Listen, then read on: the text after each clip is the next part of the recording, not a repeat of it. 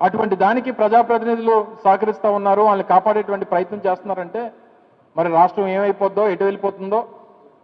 మరి ముఖ్యంగా విశాఖపట్నం లాంటి నగరాలు, ఇప్పుడిప్పుడే ఎదుగుతున్నటువంటి నగరాలు, బెంగళూరో, హైదరాబాదో, చెన్నైయో, లేకపోతే క్యాల్కటావో, లేకపోతే ముంబై లాంటి నగరాలతో పోటీ పడాలనేటువంటి ప్రయత్నం చేస్తున్నటువంటి నగరం విశాఖపట్నం. లేదా మీ అమరావతి కోసం ఈ విశాఖపట్నాన్ని తుంచేయాలని చెప్పి చూస్తున్నారా? మరి చంద్రబాబు నాయుడు గారి ప్రయత్నం ఏంటో మాకైతే అర్థం కావట్లేదు.